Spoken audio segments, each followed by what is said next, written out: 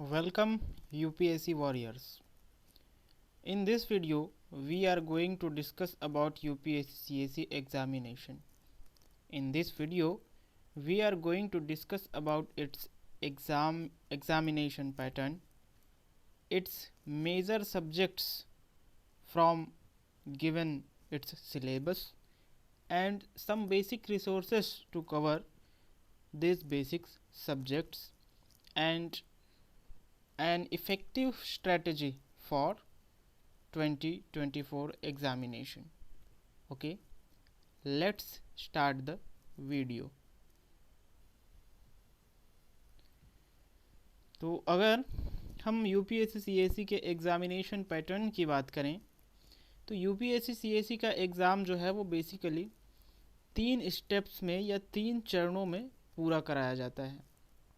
सबसे पहले prelims examination होता है, उसके बाद मेंस का एग्ज़ामिनेशन लिया जाता है, एंड लास्टली इंटरव्यू होता है.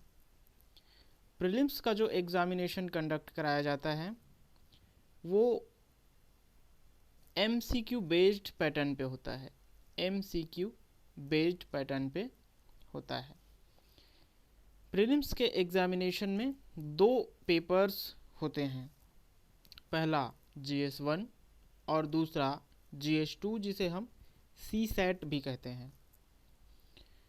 GS1 में 100 क्वेश्चंस मिलते हैं और GS2 यानी कि CSAT में 80 क्वेश्चंस मिलते हैं, लेकिन दोनों ही 200 नंबर के होते हैं. इसका मतलब यहाँ पे एक क्वेश्चन 2 मार्क्स के लिए होता है और यहाँ पे एक क्वेश्चन 2.5 मार्क्स के लिए होता है. ओके, इसमें निगेटिव मार्किंग 1/3 होती है. 1/3 होती है. दोनों ही पेपर में निगेटिव मार्किंग 1/3 होती है. इसमें GS1 पे जो आप मार्क्स अचीव करते हैं उसके बेसिस पे मेरिट लिस्ट तैयार होती है. मेरिट लिस्ट किस लिए तैयार होती है? मेंस के एग्ज़ामिनेशन में बैठने के लिए.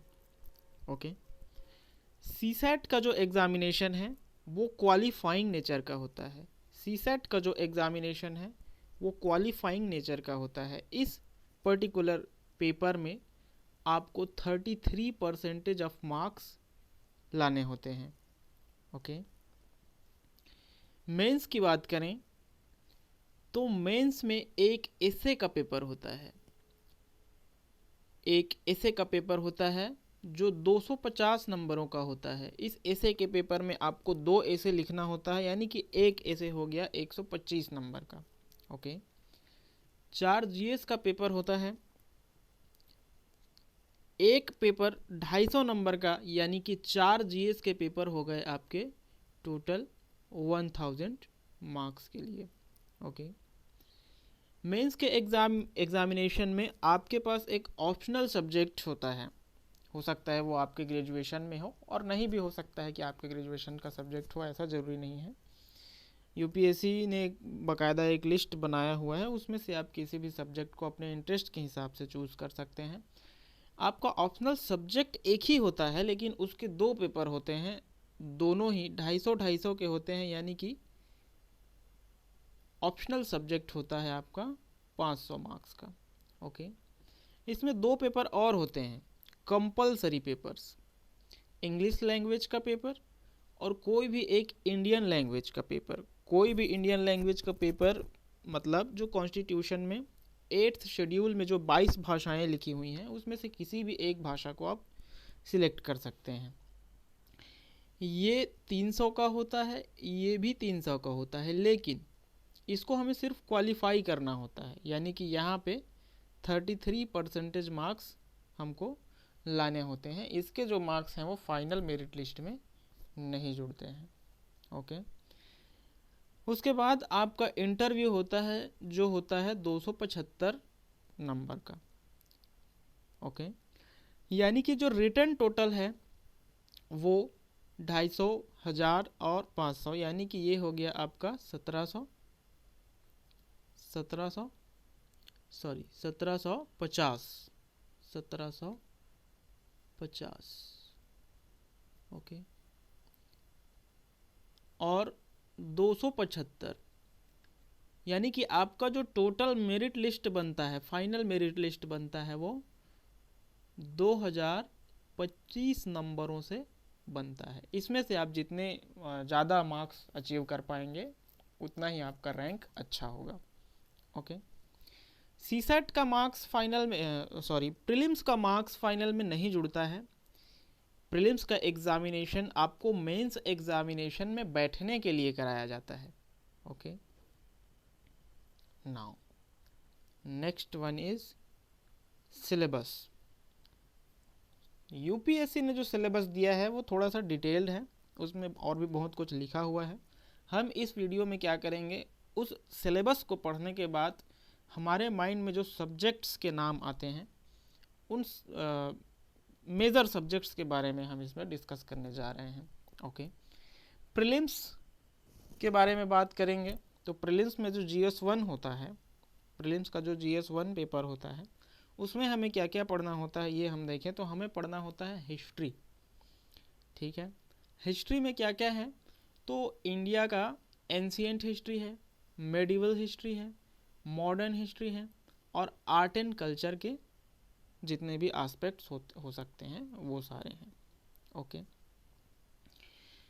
एंशिएंट से क्वेश्चंस ज़्यादा आते हैं, और मॉडर्न से खैर अभी रिसेंट में 2023 में तो मॉडर्न का क्वेश्चन लगभग नहीं के बराबर ही है, लेकिन मेडिवल से बहुत कम क्वेश्चन आता है, और एंशिएंट, मॉडर्न और आर्ट एंड कल्चर पे हमें थोड़ा सा ज़्यादा फोकस करना चाहिए। ध्यान दीजिए, वर्ल्ड हिस्ट्री आपके प्रीलिम्स के सिलेबस में नहीं है, ओके। सीसेट का पेपर बेसिकली 3 मटेरियल से बना होता है, कॉम्प्रिहेंशन, मैथमेटिक्स, मैथ्स और रीजनिंग, ठीक है। ये पेपर क्वालिफाइंग नेचर का है, यानी कि आपको यहाँ पे 33% मार्क्स लाने हैं, लेकिन don't take it lightly please, क्योंकि रिसेंट ईयर्स में देखा गया है कि जो सीसेट का पेपर है उसका लेवल बहुत बढ़ गया है, और मैथ बैकग्राउंड के एस्पिरेंट्स भी यहाँ पे फंस रहे हैं। मैथ्स के क्वेश्चंस सीसेट के पेपर में मैथ्स के जो क्वेश्चंस हैं वो सॉल्व नहीं कर पा रहे हैं, तो इसको हमको लाइटली नहीं लेना चाहिए, okay. Next one is mains. चलिए, तो अगर हम मेंस के सिलेबस की बात करें तो हमारे पास जनरल स्टडीज़ के 4 पेपर होते हैं। जनरल स्टडीज़ के 4 पेपर में GS1 की बात करें तो GS1 में हमको बेसिकली आर्ट एंड कल्चर पढ़ना होता है, हिस्ट्री पढ़ना होता है। अब ध्यान देने वाली बात है, यहाँ पे हमें मॉडर्न हिस्ट्री पढ़ना है और वर्ल्ड हिस्ट्री पढ़ना है। वर्ल्ड हिस्ट्री कहाँ पे नहीं था, तो प्रीलिम्स के सिलेबस में नहीं था, ओके। जियोग्राफी पढ़ना होता है, जियोग्राफी पढ़ना होता है, और सोसाइटी के कुछ एस्पेक्ट्स हमको कवर करने होते हैं, ओके। ये हो गया GS1 की बात। अगर GS2 की बात करें तो GS2 में हमको पढ़ना होता है पॉलिटी, गवर्नेंस, सोशल जस्टिस और international relations, okay. Next one is GS3। GS3 की बात करें तो इसमें इकोनॉमी है, वो इकोनॉमिक्स नहीं है, economy, Indian economy, economy and agriculture, environment के कुछ एस्पेक्ट्स, साइंस एंड टेक्नोलॉजी जो कि जनरल लेवल का होता है, GK लेवल का होता है। स्पेशलिटी हमको हासिल नहीं करनी है किसी भी सब्जेक्ट्स में सिविल सर्विसेज एग्जामिनेशन के लिए, okay. Security, basically internal security हमें पढ़ना होता है GS3 में, और डिज़ास्टर मैनेजमेंट के कुछ टॉपिक्स हमको कवर करने होते हैं, ओके। GS3 के बाद अब हम आ जाते हैं GS4 पर। GS4 की बात करें तो इसका टाइटल है एथिक्स, इंटीग्रिटी एंड एप्टीट्यूड, नीति शास्त्र, सत्यनिष्ठा और अभिरुचि। ठीक है, इस पेपर में बेसिकली यूपीएससी एग्जामिनर आपकी मोरालिटी को चेक करता है, आपके अंदर जो ईमानदारी वाले जो मूल्य हैं उसको चेक करता है, और आप में जो डिसीजन मेकिंग की कैपेसिटी है उसका परीक्षण करता है। ओके, इसमें दो तरह के क्वेश्चंस हमको देखने को मिलते हैं। थ्योरी वाले पार्ट से जो सिलेबस में मेंशन्ड है वहाँ से क्वेश्चन फ्रेम करके आते हैं, और केस स्टडी दिया जाता है ताकि आपके डिसीजन मेकिंग कैपेसिटी को एनालाइज किया जा सके। Okay, now we have sources for some subjects. हम यहाँ पे यूपीएससी सिलेबस के सारे टॉपिक्स के सारे टॉपिक्स के सोर्सेस को देखने वाले नहीं हैं, कुछ सब्जेक्ट्स के ही सोर्सेस के बारे में हम यहाँ पे चर्चा करेंगे। ओके, अगर हम पॉलिटी की बात करें तो सबको पता है कि पॉलिटी में क्या पढ़ना होता है। पॉलिटी में हमको पढ़ना होता है एम लक्ष्मीकांत की बुक। ओके, हिस्ट्री की बात करें तो मॉडर्न हिस्ट्री में स्पेक्ट्रम पब्लिकेशन की बुक। एंशिएंट की बात करें तो एंशिएंट और मेडिवल में ओल्ड एनसीईआरटी पे रिलाई कर सकते हैं, या फिर तमिलनाडु बोर्ड की जो पुस्तकें हैं वो भी काफ़ी टॉपर्स के द्वारा प्रीफर किया जाता है। ओल्ड एनसीईआरटी पढ़ सकते हैं। ओल्ड एनसीईआरटी में एंशिएंट में आर.एस. शर्मा जी का लिखा हुआ बुक है, और सतीश चंद्र मेडिवल इंडिया के लिए।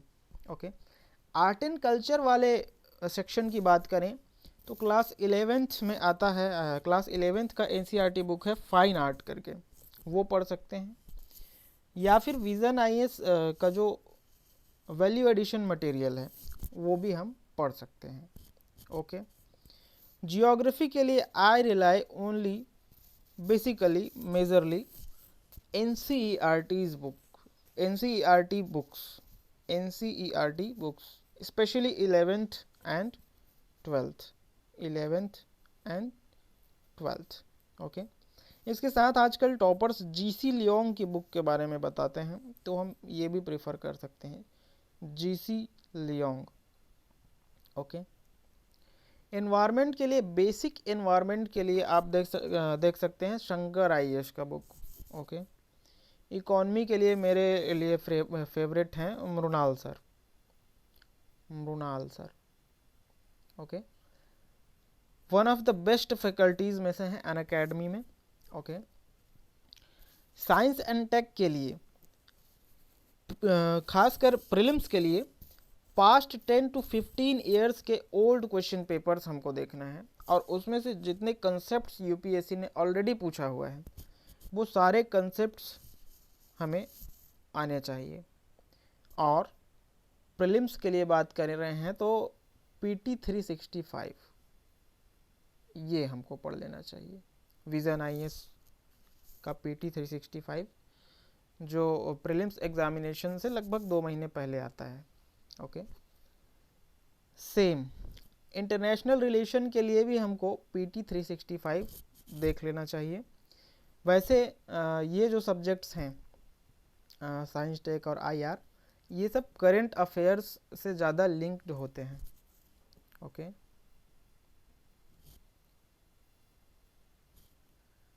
अब बात कर लेते हैं करंट अफेयर्स की। तो ये जो करंट अफेयर्स हैं ये एस्पिरेंट्स के लिए काफ़ी बर्डन क्रिएट करने वाला सब्जेक्ट होता है। करंट अफेयर्स को कवर करने के लिए बेसिकली अगर आप कोई एक न्यूज़पेपर फॉलो कर लेते हैं तो इट्स वेल एंड गुड। वो एक न्यूज़पेपर द हिंदू हो सकता है, इंडियन एक्सप्रेस हो सकता है, और हिंदी में तो मैं नहीं आपको सलाह दूंगा कि आप कोई न्यूज़पेपर पढ़ें, because there is no any newspaper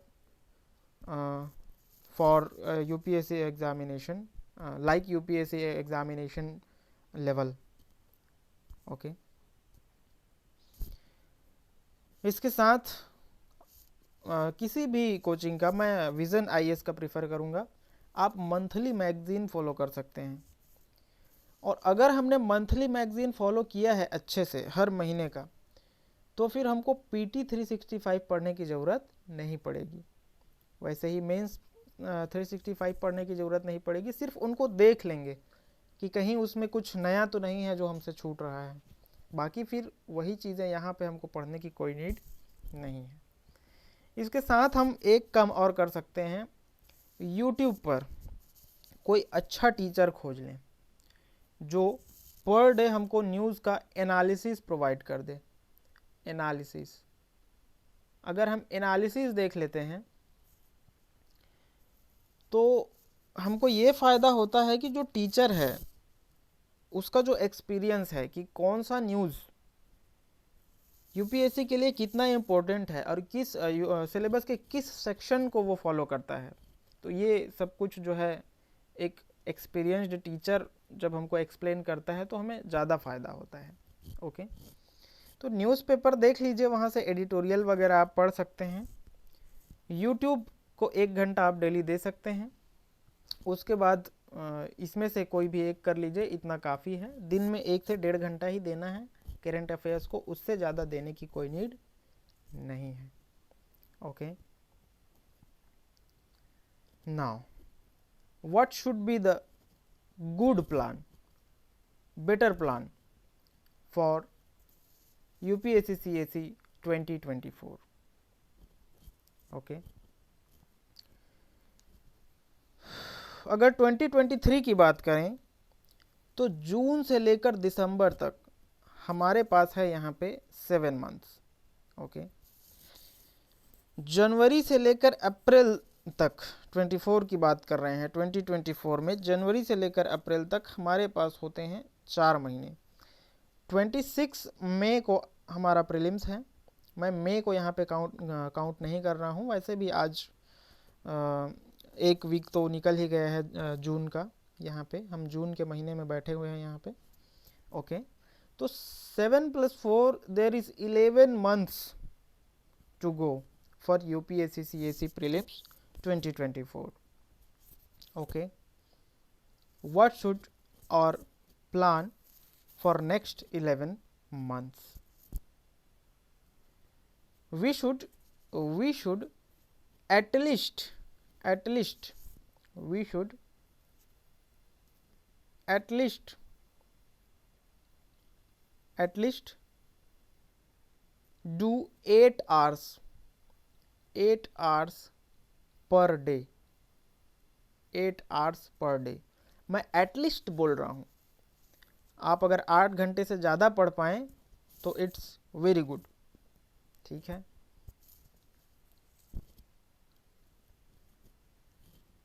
What should our plan for next 11 months?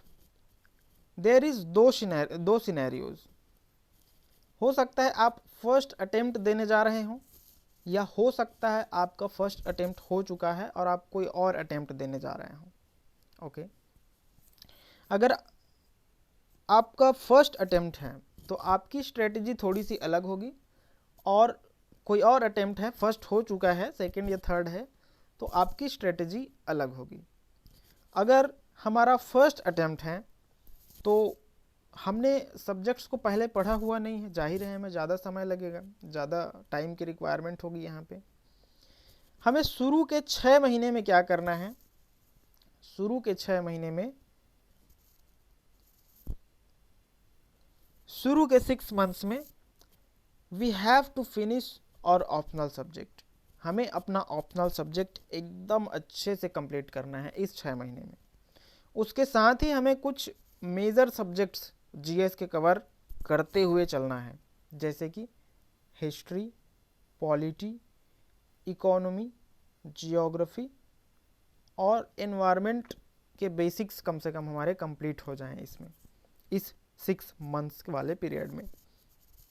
1 2 3 4 5, यानी कि 4 और 5 सब्जेक्ट्स। एनवायरनमेंट छोटा है, हम बोल सकते हैं कि 5 सब्जेक्ट्स इस 6 मंथ्स में हमें कवर करने हैं और अपना ऑप्शनल अच्छे से करना है। आई नो कि ये जो टारगेट है थोड़ा सा बड़ा है, लेकिन ज़्यादा बड़ा लग रहा है ये टारगेट, लेकिन फर्स्ट अटेम्प्ट में करना है तो ये तो करना ही पड़ेगा, उसके बाद हमें रिवीजन भी तो करना है। जैसे ही हम इन सब्जेक्ट्स को कवर करते चलेंगे हम PYQs देखते हुए चलेंगे। हो सके तो मेंस के भी PYQs देख लेंगे, प्रीलिम्स के तो देखने ही देखने हैं। ओके, जिनका फर्स्ट अटेम्प्ट नहीं है उनके लिए मैं सजेस्ट करूंगा कि अभी के 6 महीने आप पूरा का पूरा मेंस में दे दो। मेंस में फोकस करिए, आंसर राइटिंग करिए, PYQs एनालाइज करिए, टेस्ट दीजिए, ऑप्शनल सब्जेक्ट को जितना हो सके रिवीजन करिए इस 6 मंथ्स में। साथ में अगर आपका मैथ्स वीक है, रीजनिंग में दिक्कत है, CSAT में दिक्कत है, तो इस 6 मंथ में आप CSAT को छोड़िए मत, CSAT को भी साथ में लेके चलिए, क्योंकि यही गेम चेंजर है। लास्ट में सब कुछ हो जाएगा, CSAT को कर लेंगे बोल के हम करेंगे नहीं, और लास्ट में जाके इसी में फंस जाएंगे। ओके, तो ये काम हमको नहीं करना है। नेक्स्ट, शुरू के 6 महीने तो हमने देख लिए हमको क्या करना है।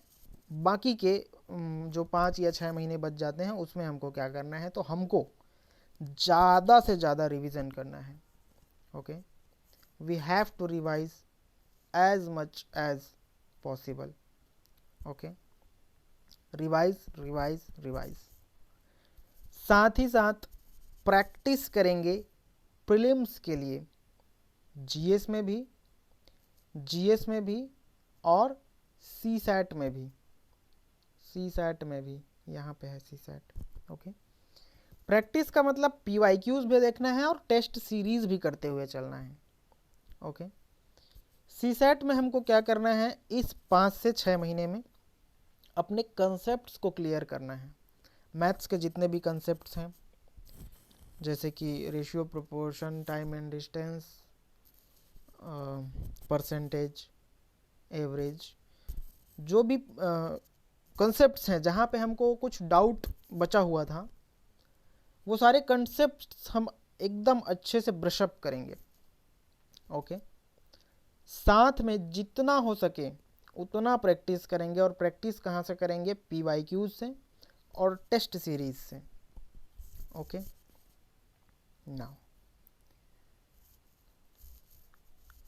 Now we are talking about answer writing.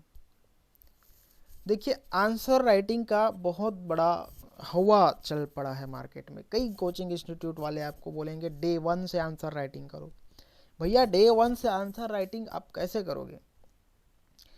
आपको सब्जेक्ट्स को पढ़ना पड़ेगा, अपने कंसेप्ट्स को बिल्ड करना पड़ेगा, PYQs को एनालाइज करना पड़ेगा, उसके बाद ही आप आंसर राइटिंग के लिए जा सकते हैं। पहले ही हमने डिस्कस कर लिया है कि अगर आपका फर्स्ट अटेम्प्ट नहीं है, तो आपको शुरू के 6 महीने तो आंसर राइटिंग पे ही ध्यान देना है, मेंस पर ही ध्यान देना है। ओके, लेकिन अगर आपका फर्स्ट अटेम्प्ट है तो आंसर राइटिंग के लिए ज़्यादा टेंशन मत लीजिए, बिकॉज देयर इज 3, क्योंकि वहाँ पे 3 से 3.5 महीने होते हैं बॉस, प्रीलिम्स और मेंस के बीच में। ओके, तो ज़्यादा बर्डन लेने की ज़रूरत यहाँ पे नहीं है। ओके,